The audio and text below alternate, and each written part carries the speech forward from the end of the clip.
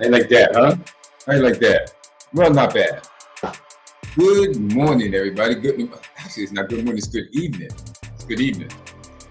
Instead of going off at 8 o'clock, we're going off at 6 o'clock today because, well, we had special content we had to get to. So let's just start killing the music and get down to business. Good morning, everybody. What's up? What's up? What's up? I'll tell you what's up. It is February 20th, 2023, or the 2023 year of our Lord Jesus Christ. And what is up is Jason Tatum. Then it's Ricky Stenhouse. And then it's Eric the Enemy on the new edition of Monday Morning Sports Review. It should be Monday Evening Sports Review. But we're going to be doing it in the morning. So let's just get on. Because Ricky Stenhouse, he won the Daytona 500. And Eric the Enemy is leading the Kansas City Chiefs to go to the Washington Commanders. And Jason Tatum, Mr. Jason Tatum of the NBA's Boston Celtics. Tatum was the first pick of the NBA's All-Star captain Giannis Antetokounmpo. LeBron James, he had the first pick of the starters, and he chose Joel Embiid. With the second pick, or his first pick, Giannis chose Jason Tatum.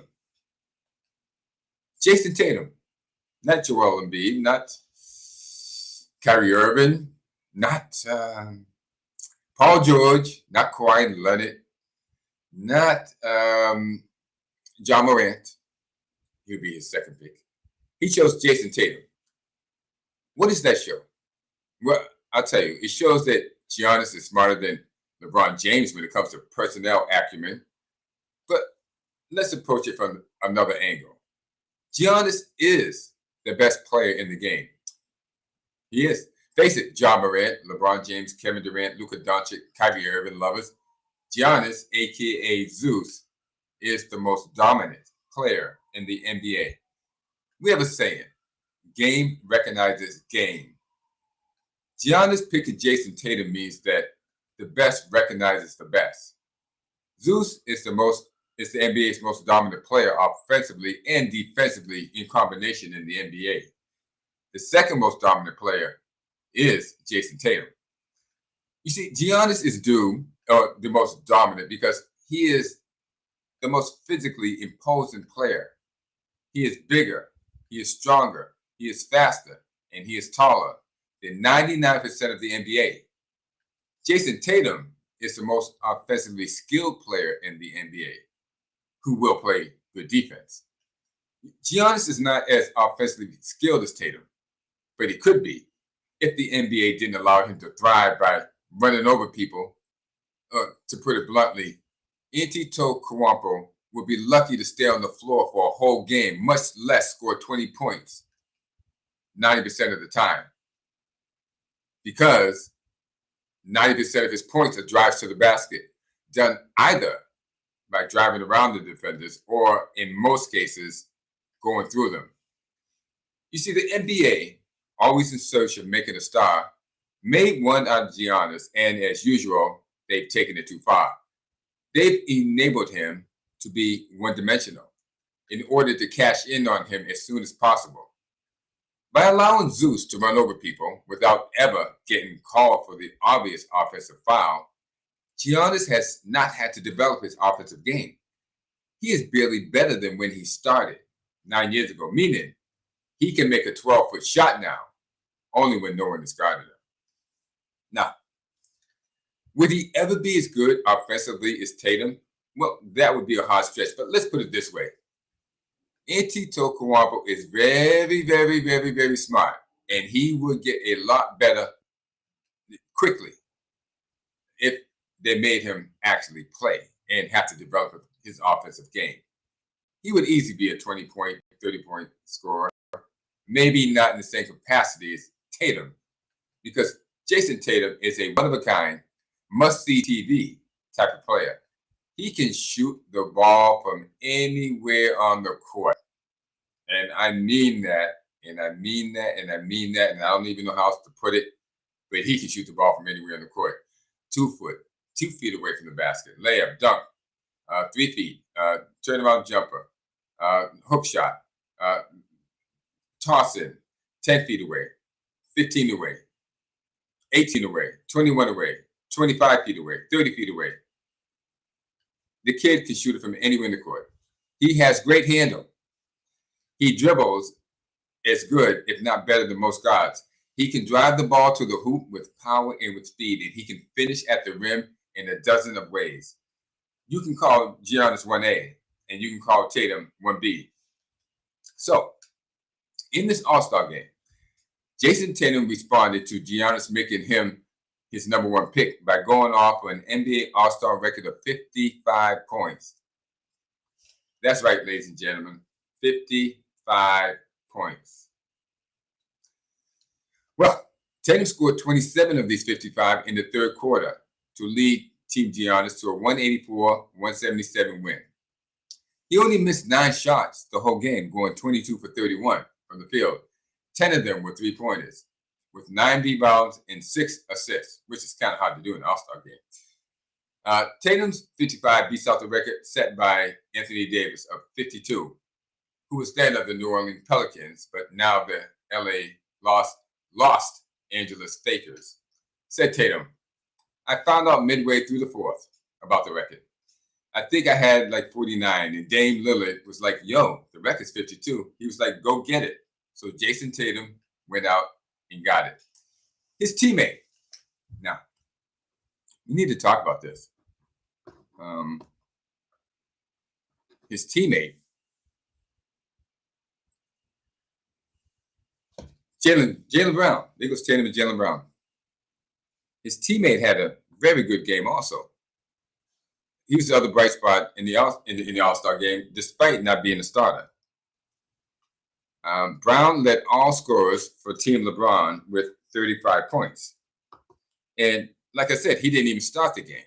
He was just a reserve, so-called reserve. They have these terms for these players that, you can be a reserve, you can be a starter. Well, he was a reserve. He came off the bench and led all the players on LeBron James' team with 35 points.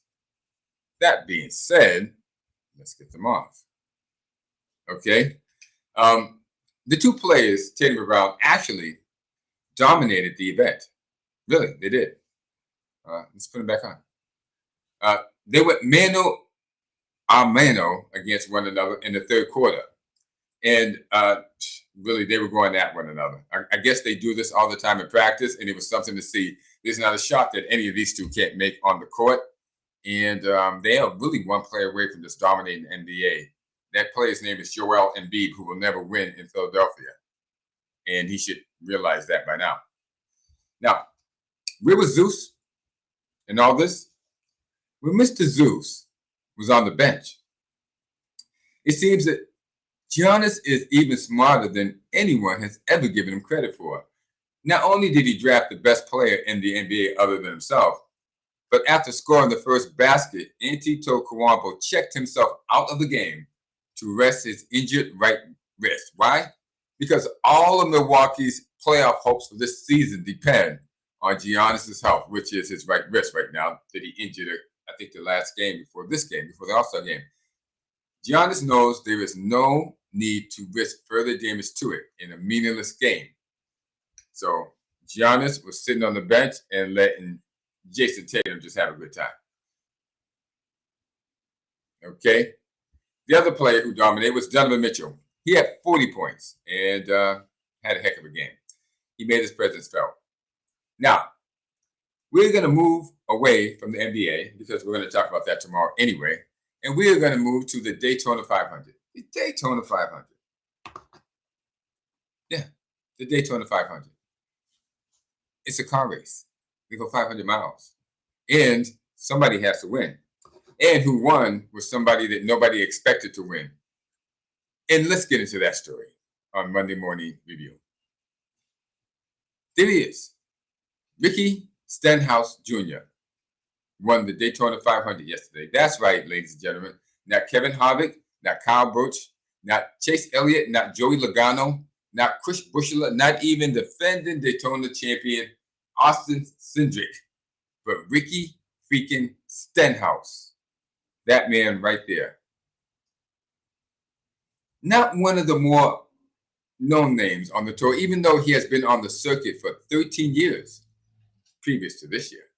You see, Steinhaus has had a roller coaster career in which he's had more crashes than first, second, or third place finishes.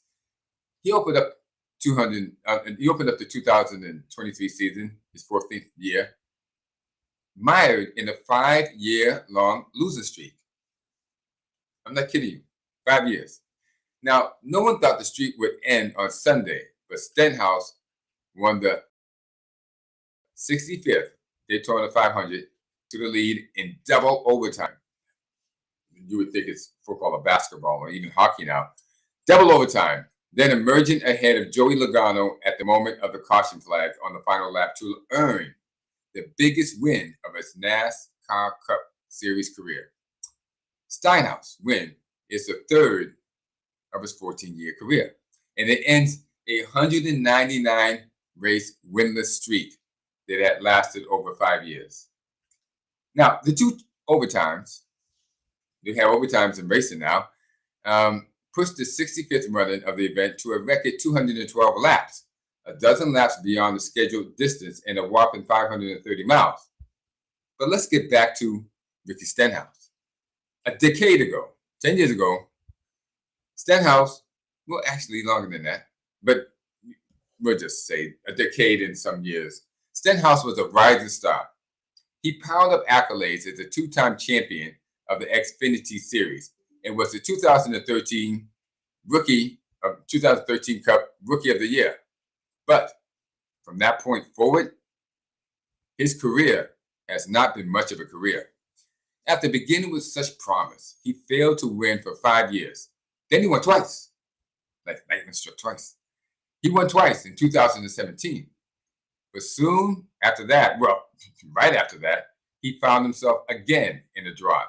He finished 2018 and 2019 with no wins, much like he had done the first 5 years. So he was let go by the powerhouse racing team, Rush Fenway Racing, in 2019, after just recording 2 wins in 7 seasons. Why? Well, besides not winning, Stenhouse had developed a reputation for being an over-aggressive driver who was prone to crashes. He has a documented 139 wrecks in 411 races, which means in 1 out of every 4 races, he is in a collision. It is seemingly impossible, right? This can't be true. This can't be true. I mean, in the regular world, not only would he have his driver's license revoked, suspended, cut up, banned, he would be wearing an ankle bracelet to make sure he never got behind a steering wheel again in his lifetime. What is worse is the reputation he had developed among his fellow drivers in the NASCAR series. As a driver that causes other drivers to crash by being irresponsible and not looking out for other drivers. Well, when Roush Fenway cut him loose, and let's just be honest, deservedly so, Stenhouse was in free fall. He was desperate, and it took a racing team just as desperate to sign him. In October of 2019, he was signed by Daugherty JTG Racing, a team owned and operated by former NBA great Brad Daugherty and the husband-wife duo of Tad and Jody Geschichter. Yeah, Geschichter. I can pronounce German easy. German easy. Anyway, those words don't stop me. Now, that racing team, Daugherty Geschichter or TJG, hadn't won a race in 9 years. Yes, 9 years. In fact, Daugherty JTG's one and only previous win had come at Watkins Glen in 2014 with AJ Allmendinger behind the wheel. In signing with Daugherty JTG, Stenhouse was paired once again with the crew chief Mike Kelly, the man who had guided him during his early Xfinity Championship days. The renewal of their partnership paid immediate dividends with a career-defining accomplishment, the Daytona 500. Think of this. Um, all off season, Mike Kelly preached to Ricky Stenhouse just how much they believed in them, just how much they needed them. According to Stenhouse, they even left a note on the door that said, "They believe in me to get the job done tonight," which was the Daytona 500. This is what Stenhouse told Fox Sports. So it's been a uplifting of his character and of his spirits more than anything else. So, but this is a story, guys. According to Stenhouse, I made a few mistakes, but we were able to battle back. This Kroger Cottonelle team worked really, really, really hard this offseason. This is unbelievable.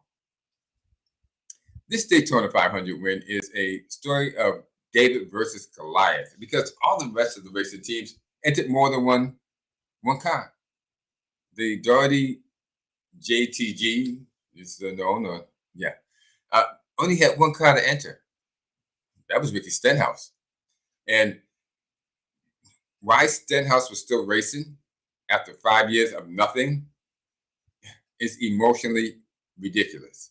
Why JTG Doherty Racing was still in business after 9 years of losing is financially ridiculous. But of course, it's perfect algebra, right? Ridiculous times ridiculous equals a Daytona 500 win, right? So congratulations to Steinhaus and JTG Doherty, or Doherty JTG Racing, however you want to pronounce it. They certainly deserve it. And let's move on to Eric Bieniemy. Now, Eric Bieniemy has been the offensive coordinator of the Kansas City Chiefs for the past 3 years. He can take a page out or two of the Steinhaus Doherty JTG Racing perseverance. Bieniemy, again, was passed over for several head coaching jobs in the NFL over the past 3 years. And in half of those cases, he should be thankful that he was passed over because most franchises in the NFL have no idea of what it takes to win in the NFL. And it usually starts with the owner. Well, because they have no clue what it takes to win, the losing coach is always the scapegoat. He becomes the sacrificial lamb. And that's what happens to a lot of coaches. So Bieniemy needs to wait until he finds the right situation, and then he can probably make the splash that he needs. Well, Bieniemy's big problem, Eric Bieniemy's big problem, is that Andy Reid is his head coach.